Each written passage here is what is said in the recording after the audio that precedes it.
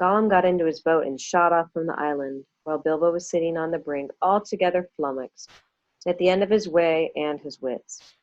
Suddenly up came Gollum and whispered and hissed, "Bless us and splash us, my precious. I guess it's a choice feast. At least a tasty morsel it'll make us, Gollum." And when he said Gollum, he made a horrible swallowing noise in his throat. That is how he got his name, though he always called himself my precious. The hobbit jumped nearly out of his skin when the hiss came in his ears, and he suddenly saw the pale eyes sticking out at him. "Who are you?" he said, thrusting his dagger in front of him. "What is he, my precious?" whispered Gollum, who always spoke to himself, through never having anyone else to speak to.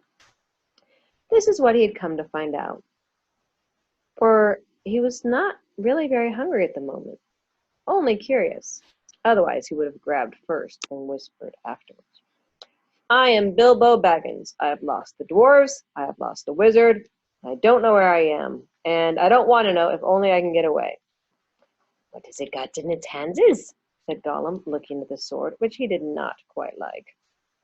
"A sword which came out of Gondolin," said Gollum, and became quite polite. "Perhaps you sit here and chat with it a bitsy, me precious. It likes riddles, perhaps it does it?" He was anxious to appear friendly, at the rate for the moment, and until he found out more about the sword and the hobbit, whether he was quite alone really, whether he was good to eat, and whether Gollum was really hungry. Riddles were all he could think of. Asking them, and sometimes guessing them, had been the only game he had ever played with other funny creatures sitting in their holes in the long, long ago, before he lost all his friends, was driven away alone, and crept down into the dark under the mountains. "Very well," said Bilbo, who was anxious to agree until he found out more about the creature, whether he was quite alone, whether he was fierce or hungry, whether he was a friend of the goblins. "You ask first," he said, because he had not had time to think of a riddle. So Gollum hissed, "What has roots as nobody sees, is taller than trees, up it goes, and yet never grows." "Easy," said Bilbo. "Mountain, I suppose."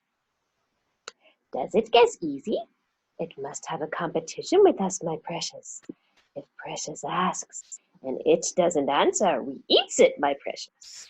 If it asks us, and we doesn't answer, then we does what it wants, eh? We shows it the way out, yes?" "All right," said Bilbo, not daring to disagree, and nearly bursting his brain to think of riddles that could save him from being eaten. 30 white horses on a red hill. First they champ, then they stamp, then they stand still. That was all he could think of to ask. The idea of eating was rather on his mind. It was rather an old one, too, and Gollum knew the answer as well as you do. "Chestnuts, chestnuts," he hissed. "Teeth, teeth, my precious. But we has only 6. Then he asked his second. "Voiceless it cries, wingless flutters, toothless bites, mouthless mutters." "Half a moment," cried Bilbo, who was still thinking uncomfortably about eating. Fortunately, he had once heard something rather like this before, and gaining his wits back, he thought of the answer. "Wind, wind, of course," he said, and he was so pleased he made up one on the spot. "This'll puzzle the nasty little underground creature," he thought. "An eye in a blue face saw an eye in a green face. That eye is to this eye," said the first eye, "but in low place, not in high place." Said Gollum. He had been underground a long time, and was forgetting this sort of thing. But just as Bilbo was beginning to hope the wretch would not be able to answer, Gollum brought up memories of ages and ages before, when he lived with his grandmother in a hole in a bank by the river. "My precious," he said. "Sun on the daisies, it means it does." But these ordinary, above-ground, everyday sorts of riddles were tiring for him. Also, they reminded him of days when he'd been less lonely and sneaky and nasty, and that put him out of temper. What is more, they made him hungry. So this time he tried something a bit more difficult and more unpleasant. It cannot be seen, it cannot be felt, cannot be heard, cannot be smelt. It lies behind stars and under hills, and empty holes it fills. It comes first and follows after, ends life, kills laughter. Unfortunately for Gollum, Bilbo had heard that sort of thing before, and the answer was all around him anyway. Dark, he said, without even scratching his head or putting on his thinking cap. A box without hinges, key, or lid, yet golden treasure inside is hid. He asked to gain time until he could think of a really hard one. This, he thought, a dreadfully easy chestnut, though he had not asked it in the usual words. But it proved a nasty poser for Gollum. He hissed to himself, and still he did not answer. He whispered and sputtered. After some while, Bilbo became impatient. Well, what is it? He said. The answer is not a kettle boiling over, as you seem to think from the noise you are making. Give us a chance, my precious. Well, said Bilbo, after giving him a long chance, what about your guess? But suddenly Gollum remembered thieving from nests long ago and sitting under the riverbank, teaching his grandmother to suck. Eggses, he hissed. Eggses it is. Then he asked, a life without breath, as cold as death, never thirsty, ever drinking, all in mail, never clinking. He also, in his turn, thought this was a dreadfully easy one, because he was always thinking of the answer. But he could not remember anything better at the moment. He was so flustered by the egg question. All the same, it was a poser for poor Bilbo, who never had anything to do with the water, if he could help it. I imagine you know the answer, of course, or can guess it as easy as winking, since you are sitting comfortably at home and have not the danger of being eaten to disturb your thinking. Bilbo sat and cleared his throat once or twice, but no answer came. After a while, Gollum began to hiss with pleasure to himself. Is it nice, my precious? Is it juicy? Is it scrumptiously crunchable? He began to peer at Bilbo out of the darkness. Half a minute, said the hobbit, shivering. I gave you a good long chance just now. It must make haste, said Gollum, beginning to climb out of his boat onto the shore to get at Bilbo. But when he put his long, webby feet in the water, a fish jumped out in a fright and fell on Bilbo's toes. Ugh, he said, it is cold and clammy, and so he guessed. Fish, he cried, it is fish. Gollum was dreadfully disappointed, but Bilbo asked another riddle as quick as ever could be, so that Gollum had to get back in his boat and think. No legs lay on one leg, 2 legs sat near on 3 legs, 4 legs got some. It was not really the right time for this riddle, but Bilbo was in a hurry. Gollum might have had some trouble guessing it if he had asked it at another time. As it was, talking of fish, no legs was not very difficult. And after that, the rest was easy. Fish on a little table, man at table sitting on stool, the cat has the bones. That, of course, is the answer, and Gollum soon gave it. Then he thought the time had come to ask something hard and horrible. This is what he said. This thing all things devours, birds, beasts, trees, flowers, gnaws iron, bites steel, grinds hard stones to meal, slays king, ruins town, and beats high mountain down. Poor Bilbo sat in the dark, thinking of all of the horrible names of all the giants and ogres he had ever heard of in tales, but not one of them had done these things. He had a feeling the answer was quite different, and he ought to know it, but he could not think of it. He began to get frightened, and that is bad for thinking. Gollum began to get out of the boat. He flapped into the water and paddled to the bank. Bilbo could see his eyes coming toward him. His tongue seemed to stick in his mouth. He wanted to shout out, Give me more time! Give me time! But all that came out with a sudden squeal was, time! Time! Bilbo was saved by pure luck, for that, of course, was the answer. Gollum was disappointed once more, and now he was getting angry and also tired of the game. It had made him very hungry indeed. This time he did not go back to the boat. He sat down in the dark by Bilbo. This made the hobbit most dreadfully uncomfortable and scattered his wits. It's got to ask us a question, my precious. Yes. Just one more question to guess. Yes, said Gollum. But Bilbo simply could not think of any question with that nasty wet cold thing sitting next to him and pawing and poking him. He scratched himself, he pinched himself, still he could not think of anything. Ask us, said Gollum. Bilbo pinched himself and slapped himself. He gripped on his little sword. He even felt in his pocket with his other hand. There he found the ring he had picked up in the passage and forgotten about.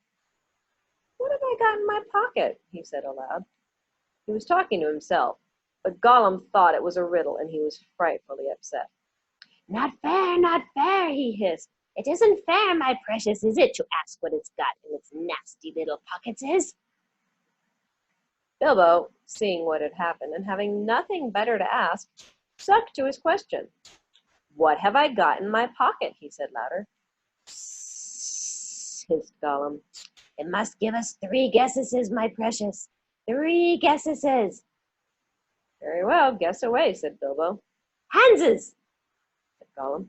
Wrong, said Bilbo, who luckily had just taken his hand out again. Guess again, said Gollum, more upset than ever. He thought of all the things kept in his own pockets. Fish bones, goblin's teeth, wet shells, a bit of bat wing, a sharp stone to sharpen his fangs on, and other nasty things. He tried to think what other people kept in their pockets. Knife, he said at last. Wrong, said Bilbo, who had lost his some time ago. Last guess. Now Gollum was in a much worse state than when Bilbo had asked him the egg question. He hissed and sputtered and rocked himself backwards and forward, and slapped his feet on the floor and wiggled and squirmed, but still he did not dare to waste his last guess. Come on, said Bilbo, I'm waiting. He tried to sound bold and cheerful, but he did not feel at all sure how the game was going to end, whether Gollum guessed right or not. Time's up, he said. String or nothing, shrieked Gollum. It was not quite fair, working in 2 guesses at once. Both wrong, cried Bilbo, very much relieved, and he jumped at once to his feet, put his back to the nearest wall, and held out his little sword.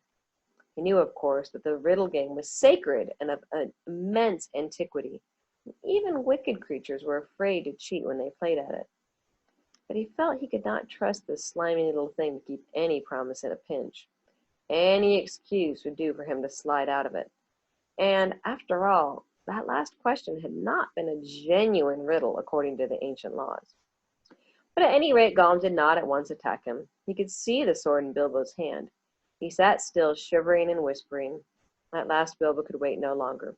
Well, he said, what about your promise? I want to go. You must show me the way.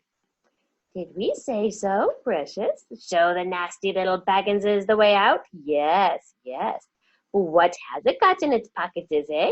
Not string, precious, but not nothing. Oh, no, Never you mind, said Bilbo. A promise is a promise. Cross it is, impatient, precious, hissed Gollum. But it must wait, yes, it must. It can't go up the tunnel so hasty. We must go and get some things first. Yes, things to help us. Well, hurry up, said Bilbo, relieved to think of Gollum going away. He thought he was just making an excuse and did not mean to come back. What was Gollum talking about? What useful thing could he keep out on the dark lake? But he was wrong. Gollum did mean to come back. He was angry now and hungry, and he was a miserable, wicked creature, and already he had a plan. Not far away was his island, of which Bilbo knew nothing, and there in his hiding place he kept a few wretched oddments, and one very beautiful thing, very beautiful, very wonderful.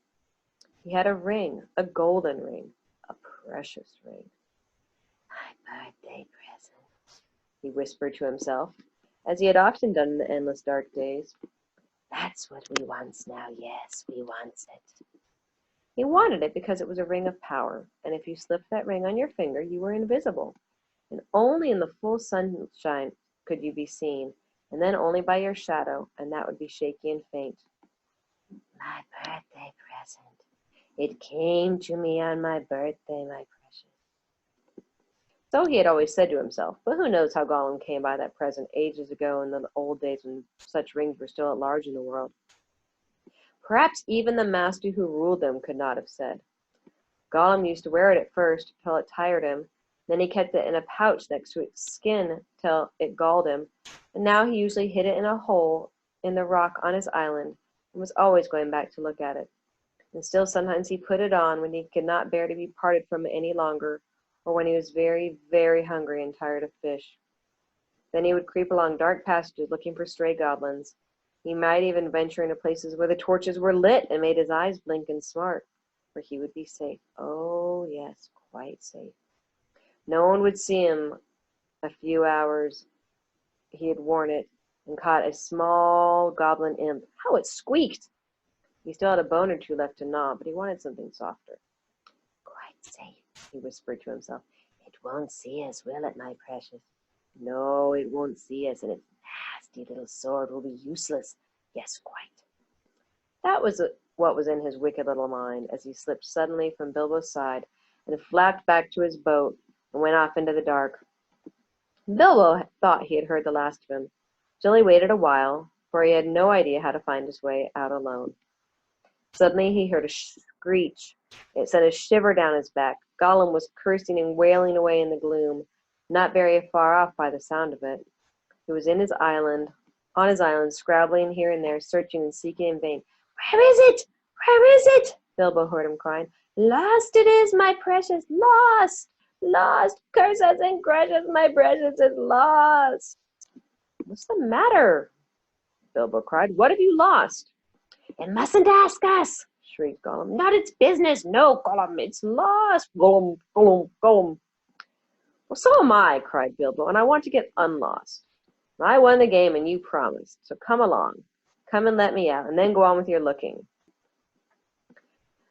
Utterly miserable as Gollum sounded, Bilbo could not find much pity in his heart. He had a feeling that anything Gollum wanted so much could hardly be something good.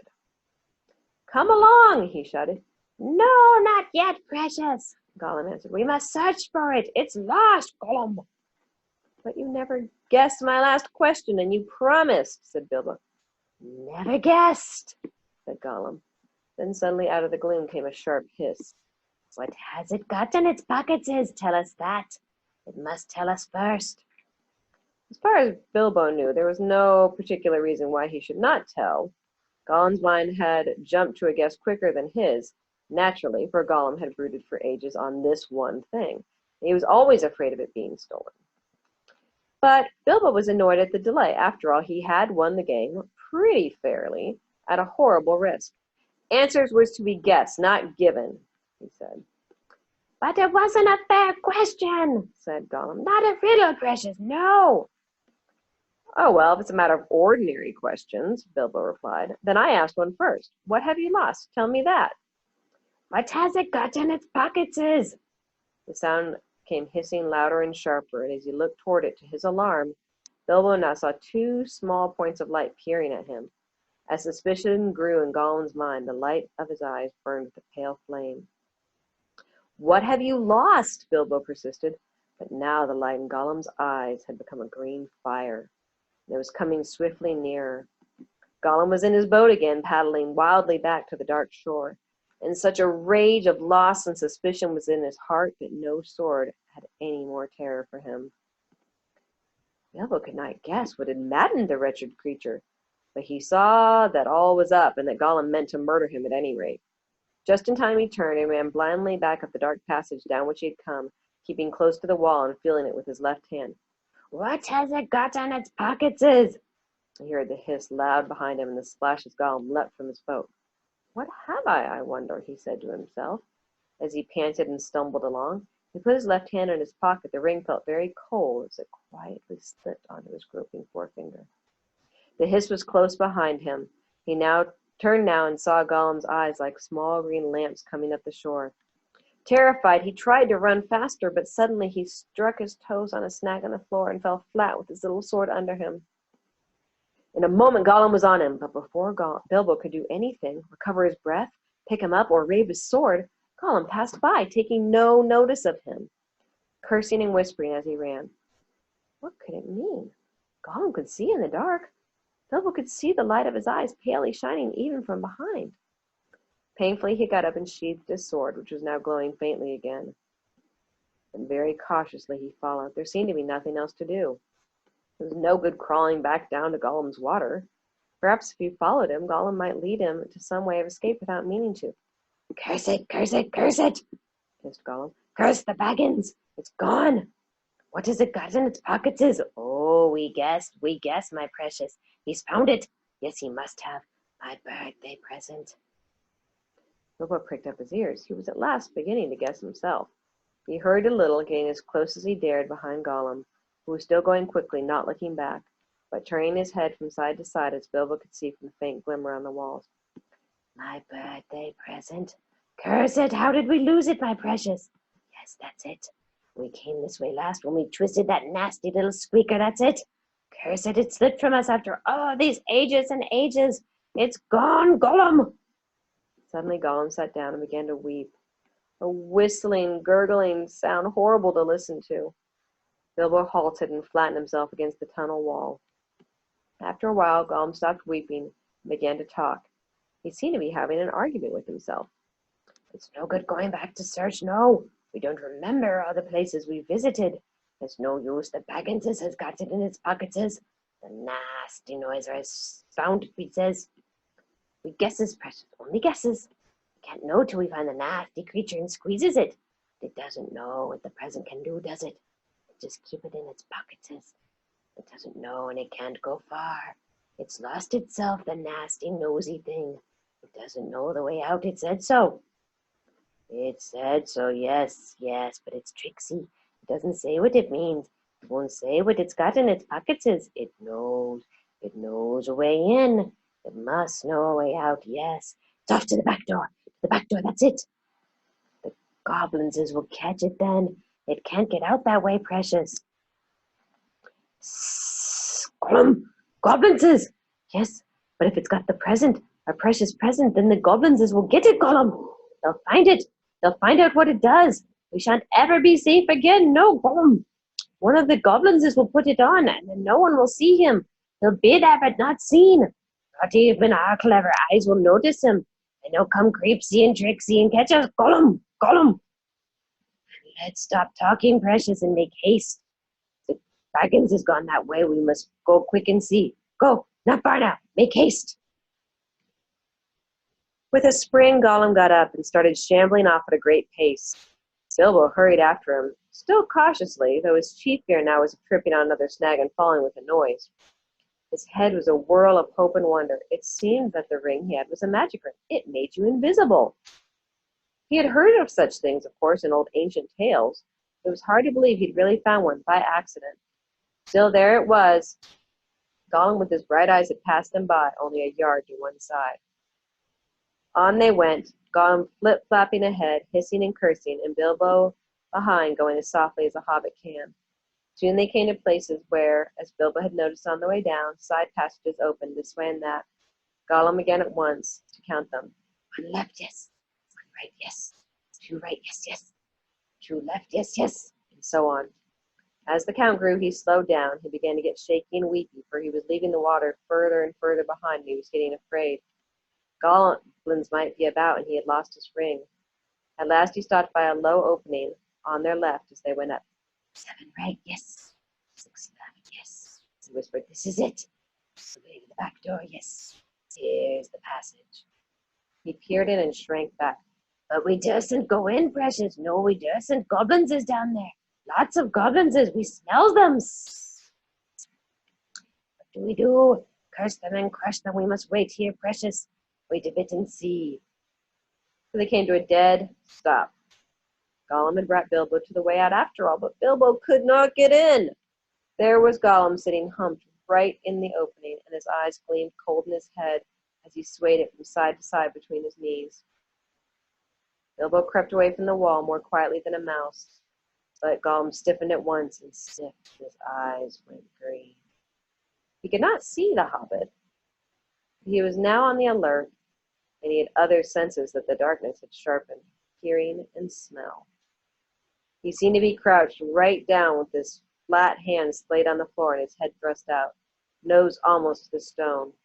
Though he was only a black shadow in the gleam of his own eyes, Bilbo could see or feel he was as tense as a bowstring gathered for a spring. Bilbo almost stopped breathing and went stiff himself. He was desperate. He must get away out of this horrible darkness while he had any strength left. He must fight. He must stab the foul thing, put its eyes out, kill it. And meant to kill him, no, not a fair fight. He was invisible now. Gollum had no sword.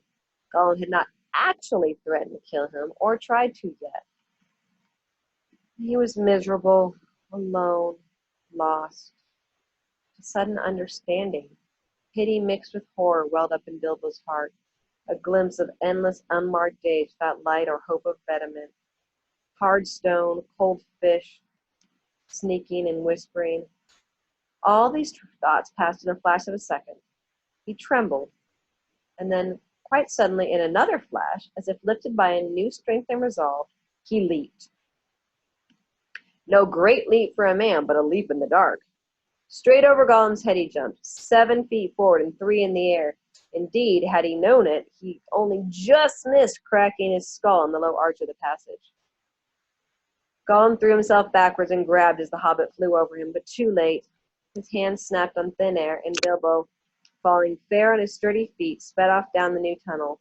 He did not turn to see what Gollum was doing. There was a hissing and cursing almost at his heels at first, then it stopped. All at once there came a blood-curdling shriek filled with hatred and despair. Gollum was defeated. He dared go no further. He had lost his prey, and lost, too, the only thing he had ever cared for, his precious. The cry brought Bilbo's heart to his throat, to his mouth, but still he held on. Now, faint as an echo, but menacing, a voice came behind. Thief! Thief, Baggins! We hates it! We hates it! We hates it forever!